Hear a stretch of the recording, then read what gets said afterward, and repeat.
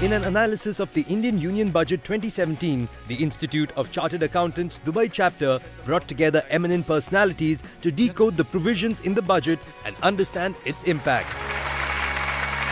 Today's event is on the analysis of the Indian Union Budget for the year 2017. Every year, your chapter is doing this session post-announcement of budget by the Honorable Finance Minister of India. This year particularly, budget was important because of the various events happened pre and post announcement of the budget, such as demonetization, which has happened prior to the budget announcement, and goods and services tax, which will be introduced after the budget session. Everyone have different perspectives on budget and also try to look budget from the perspectives of the various benefits to them. For government, budgeting is all about making a blueprint of overall funds that the concerned government will spend on various sectors or taxes would be levied, whereas organizations and individuals look at the budget from perspectives of achieving their plans and plan their savings or maximization of wealth of their stakeholders. This budget was presented in the global backdrop of Brexit, US election, and Indian state elections. Development in the Indian economy impact the economy, our businesses, as well as personal interest in India as NRIs. Many of our esteemed CA members play a pivotal role in running businesses closely linked to India, and hence we have the added responsibility of having expert understanding of financial policy and economic matters in India. I am honored and privileged to introduce CA Kamlesh Vikramsi, past president of ICAI and senior partner of Khemji Kamarji and Company. He is a member of many high-powered committees which include Independent Management Advisory Committee of International Telecommunication Union, ITU, Geneva, Switzerland, External Audit Committee of International Monetary Fund, IMF, Washington, D.C. He is on the board of several listed public and private limited companies as independent director and chairman of audit committees. The topic allotted to me is on the finance bill. I will restrict myself only to the taxation aspect. If you have heard the speech, he spoke very few things about what are the changes in the direct taxes. But if you read the finance bill, there are many changes. There are many clauses which amend the Income Tax Act. Number one, clean the country from the evils of corruption, black money, and non-transparent political funding.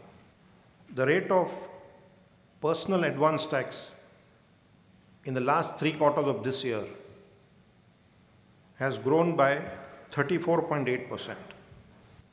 The themes of the budget are tax proposal for stimulating growth, relief to middle class, affordable housing, curbing black money, promoting digital economy, transparency in political funding, and simplification of tax administration. Now, one ill which is there in the country is the administration of the tax laws, and especially administration of the tax laws in the income tax offices. He says reforms in tax administration, rapid, that's a term which is coined, rapid. R stands for revenue, A stands for accountability, P stands for probity, I stands for information, and D stands for digitization. Maximize use of information technology, lot of data mining capability, both in-house and outsourced, greater accountability of the officers of tax department for specific act of commission and omission. And the last sentence in that particular paragraph says, I would like to assure everyone that honest tax compliant person would be treated with dignity and courtesy. Now this shows the thinking of the government, this shows in which direction the government wants to move. So I'm extremely happy that the government is moving towards this and cleansing the ills in the tax department also. We are having one expert speaker, an economist, who will throw insight into the various implications of the budget. And I'm really honored to introduce Dr. Ajit Ranade. Dr. Ajit Ranade has earlier served as an executive officer of Financial Technologies of India Limited and chief economist at ABN AMRO Bank. His professional career has spanned academic and corporate assignments, including leading universities in India and in US. There are two big events happened on November 8th. One was the unexpected win of President Trump, and of course the extremely unexpected announcement of demonetization. The Trump presidency means the US dollar is continuously getting stronger. The risk of capital outflow from emerging market economies like India is increasing. The US rates are rising. And there is increasing protectionism. The demonetization part is that while of course you should not evaluate demonetization as an economic policy decision, it should be evaluated as a political decision, I think. Therefore, it is going to have a longer term impact. So the budget was supposed to address these two things. So in that sense, I would say there was a great expectation from corporate India that the corporate income tax rate would come down to 25%, as promised 2 years ago. That did not happen. There were the sort of middle class was expecting a lot of extra SOPs as a counter to demonetization because GDP growth rate has slowed down. That did not happen. And in addition, one more challenge this year is the macro factor is the rollout of GST. So suddenly, we are going to go to a completely different tax system where there's an automatic division of taxes between states and centers. So given all these uncertainties, we were expecting the budget to deliver on three basic things. Consumption spending keeps going at 5 to 6%. How has it affected consumer spending? Second, what other growth stimulus is there? And third, fiscal. You have some relief for the middle class. Up to 5 lakh income, actually tax rates have gone down. You also have, in terms of affordable housing, so up to 15 lakh or 20 lakh rupees, you have a lot of further benefits given. And in fact, the one major decision done this year was that affordable housing has been now given infrastructure status, which means that the profits are tax-free. So I think you're going to see a huge boom in this sector. Second topic, growth stimulus. We have not seen enough, incentives for private sector investments to come. So how is the growth stimulus provided? It is provided by public spending. Growth stimulus has come through infrastructure, it has come through rural and agri spending. And third point is fiscal. What has it done for fiscal discipline? So on that, I must say that admirably, the budget, the path, when in the previous government, I think it was 4.9%. In fact, the high was in 2010-11, it was 6.5%. Fiscal deficit ratio, 6.5, 4.9, 4.1, 3.9, 3.5, this year, next target 3.2. So this direction is very heartening. A lot of investment which has been announced on the rural side at the DG counts. I think this is a great positivity. I think the budget is transformative. What does it do to consumer spending to stimulate growth? And what does it do on fiscal prudence, fiscal discipline? On all these three counts, there is progress.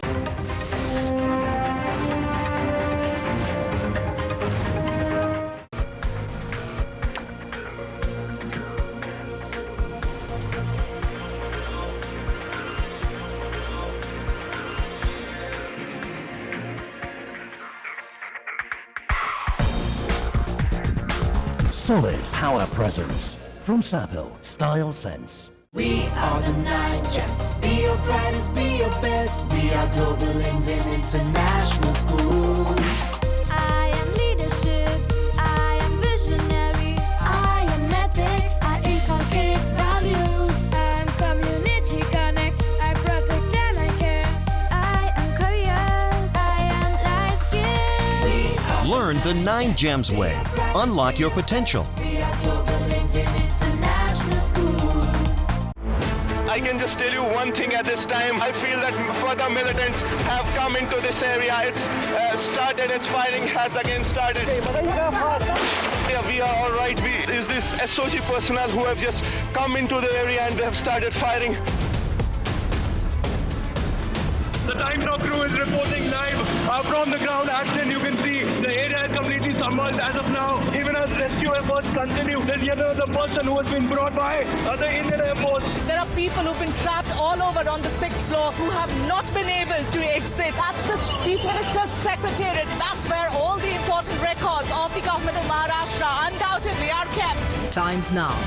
News for a new India. We are the 9 GEMS. Be your brightest, be your best. We are global Indian international school. I'm academics. I make studies inspiring. I am sports, I encourage winning. I'm visual arts, I love creating. I'm personality, I am drama and debating. Learn the 9 GEMS way. Unlock your potential. We are global Indian international school. Rusk, rusk, rusk. Aja, aja, baby, rusk. Aja, pass me, rusk. Aja, baby, rusk.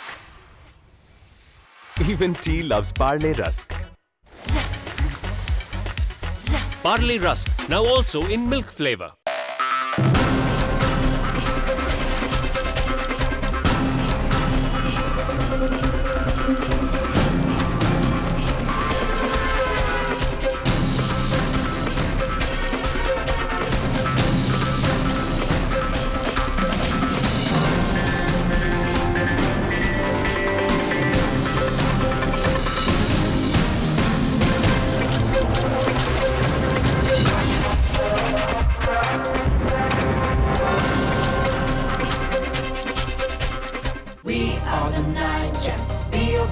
Be your best. We are global Indian international school. I'm academics. I make studies inspiring. I'm personality, I am drama and debating. I am creativity. Inspire and I innovate. I am sports, I encourage winning. Learn the 9 GEMS way. Unlock your potential. We are global Indian international school.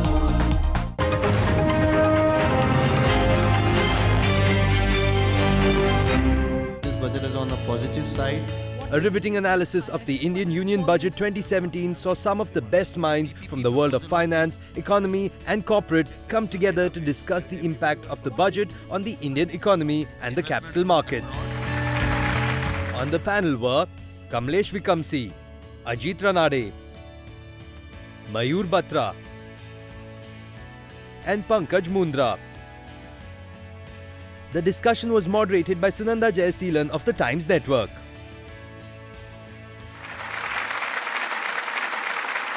I'd like to start by asking each of you to tell the audience whether, in your opinion, this budget has been a balanced one.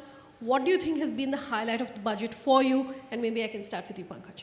We see this budget as on the positive side. There are a lot of investment which has been announced on the rural side and the DG Gaons. I think this is a great positivity because most of your population stayed in the rural and the villages. And if they become efficient. For me, I think the budget is transformative, going in the right direction, fiscal consolidation and energizing India. Consumer spending we are seeing because of some tax relief and affordable housing and rural push. On growth stimulus, it's mostly from public spending, of course. So hopefully that will initiate private investment. And on fiscal discipline, of course, it's very admirable. From my viewpoint, India is in the midst of some change which the political leadership is showing a lot of courage and initiative to transform. They are ready to walk the talk, as they say. And it's a great initiative where we are making this transition from a developing country to a more developed country with transparent systems in place, with fair opportunity and with just and fair practices, including taxes. Sense that I get from the panel is that it's been more on the positive side as far as the budget is concerned. Dr. Ranade, I want to talk about infrastructure spending because that is really a key indicator as far as the economic growth of any country is concerned. For the first time this year, the outlay on infrastructure in the budget has been higher than previous budgets. Is that good for the economy? Absolutely. See, in the last 2 years, the government benefited from fiscal stimulus, fiscal bonanza because of decrease in oil prices. So, as you know, oil-related subsidies are a big part of government spending, and that big saving was translated directly into public investments. So that trend is continuing. In fact, the absence of private sector investment enthusiasm or momentum, you need to bring in public spending, and the kind of spending we are doing is not on not on items which are current items. These are actually long-term assets. So when you spend on roads, these roads are going to be used not just by this generation but by future unborn generations. And plus, this kind of spending and investment actually crowds in private investment. So if you are going to have increase in demand for steel and cement, so hopefully those sectors will revive. Even as the outlay on infrastructure is increasing, is this translating into more confidence in the economy? If you see the entire FDI, about 96% is through an automatic route. So you don't need to go to government or any agency. You can straight away invest in India. India is a huge market, and sky is the limit for people who come and invest in India. So I think the industrial, the FDIs into the country will really boom. But even as the automatic route exists for most industries, you still have a proposal which is coming now on the abolition of the FIPB. Is that going to be a big boon for the economy when we have more investments coming in?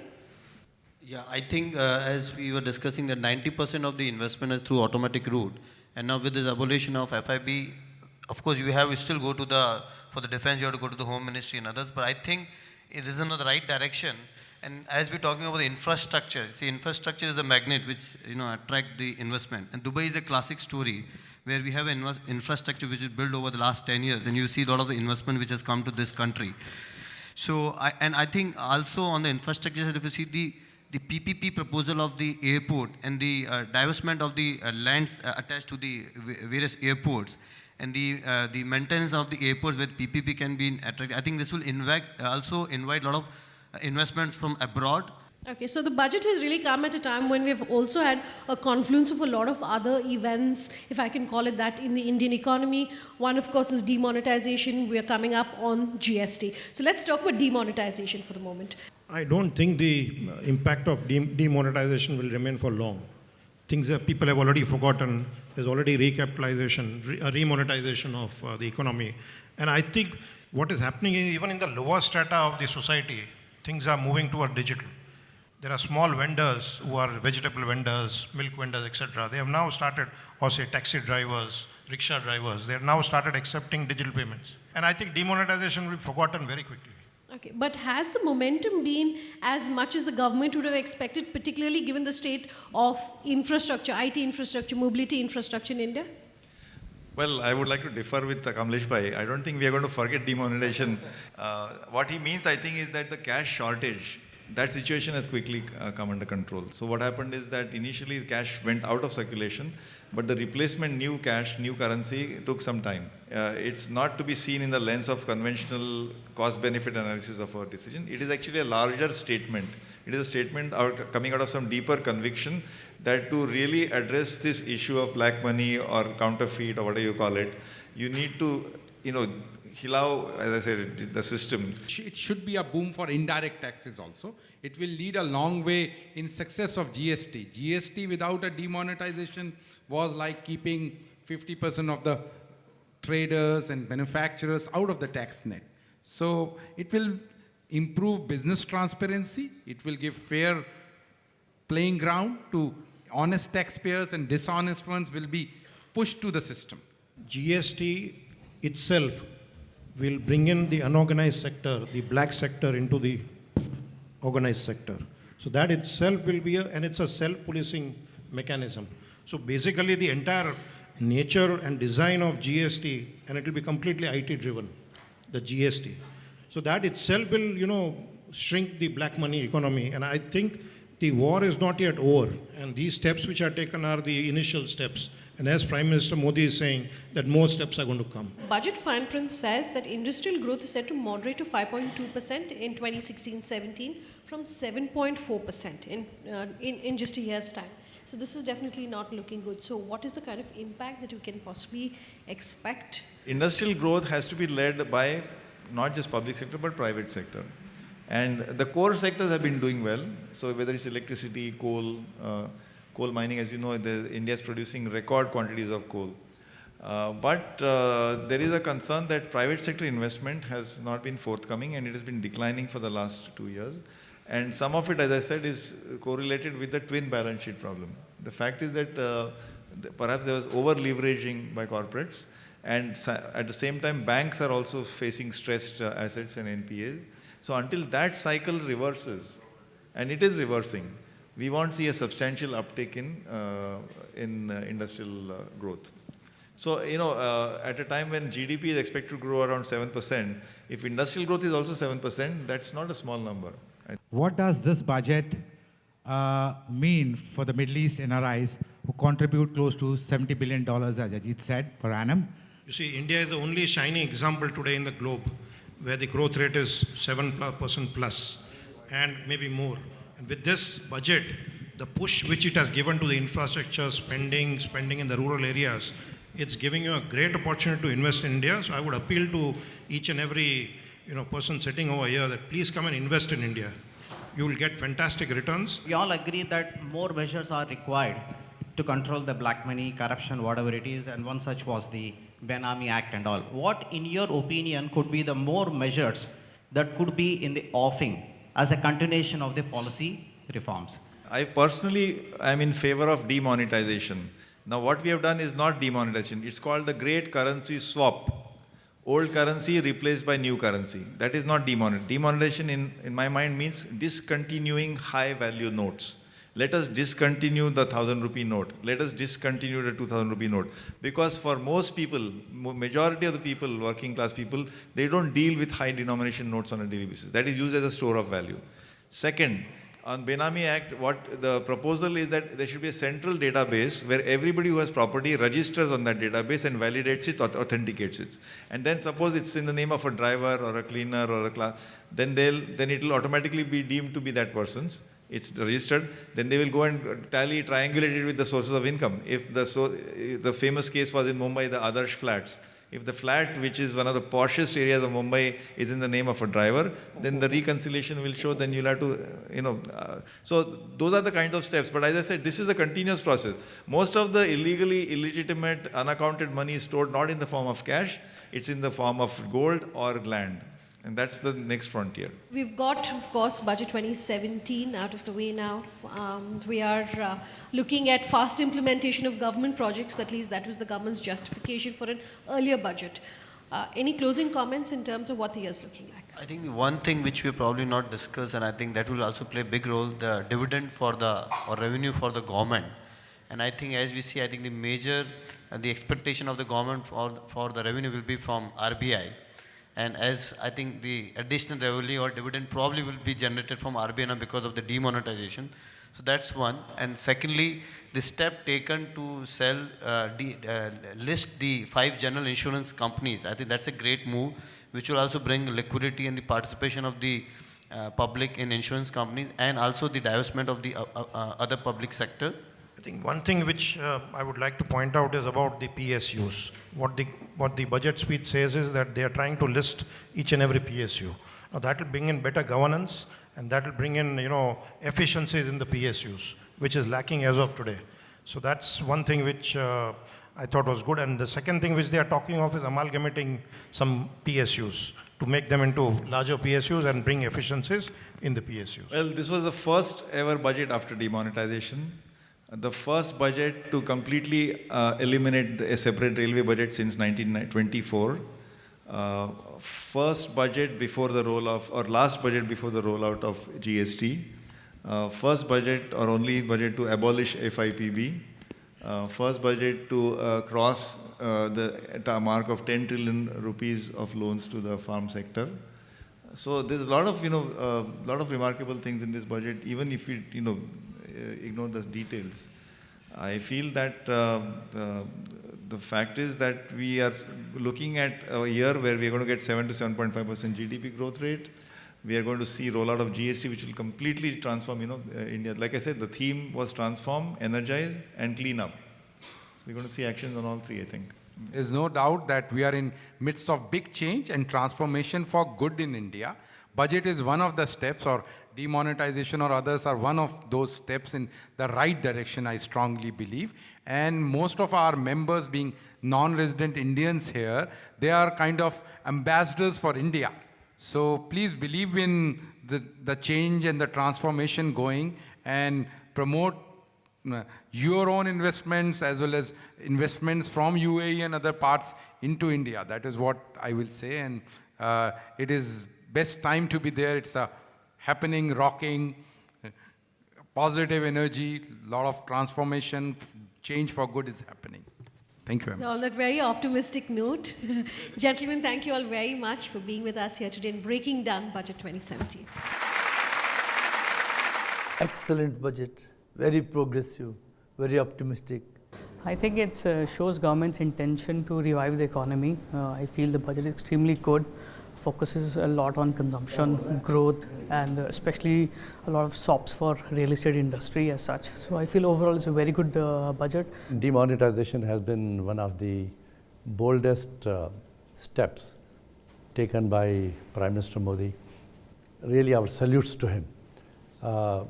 Nobody has been able to take this step in the past 70 years, in fact.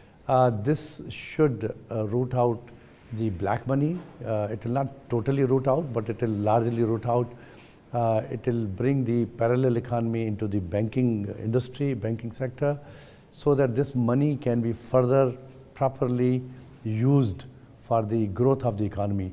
The clean system, digital system, cashless society will take the India forward, as it will be easy to see the compliance, who is doing what transaction, and at the end of the day, it will improve our tax revenue, public life will be more clean, terrorism will go down, and we will be a developed country in no time. I think this year's budget is a welcome step towards the nation building. I think it's a very balanced budget. It has covered all the aspects. The finance minister has not looked at only increasing the tax exposure, whereas it has also looked at reducing the tax exposure, like reducing the tax rate within the 5 lakh bracket, and also shifting the base rate for the long-term capital gain from 1981 to 2001, which is quite innovative. And I think this will reduce lot of tax reduction when people will sell their properties. This is one of the best balanced budget we had ever. And there will be a lot of money going to the rural areas. There will be a lot of infrastructure development. And whatever happened because of the demonetization, government is trying to balance it. This budget is expected to work in perfect synergy with the latest demonetization effort from the Modi government. They have taken measures such as disallowing the transactions over 3 lakhs to be done in cash. Also, the individual taxpayer will have lots of benefits here. The tax rate has been brought down from a 10% to a 5% in the up to 5 lakhs category.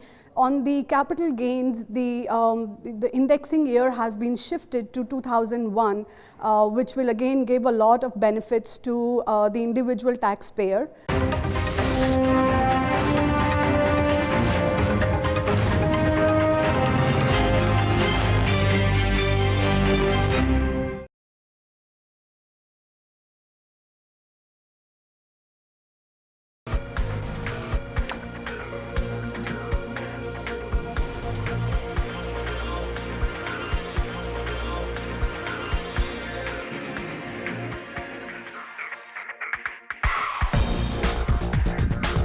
Solid power presence from Sapil Style Sense. I can just tell you one thing at this time. I feel that further militants have come into this area. It's started, its firing has again started. Yeah, we are all right. Is this SOG personnel who have just come into the area and they have started firing. The TimesNOW crew is reporting live from the ground action. You can see the area is completely submerged as of now. Even as rescue efforts continue, there's yet another person who has been brought by the Indian Air Force. There are people who've been trapped all over on the 6th floor who have not been able to exit. That's the Chief Minister's Secretariat. That's where all the important records of the government of Maharashtra undoubtedly are kept. TimesNOW, news for a new India.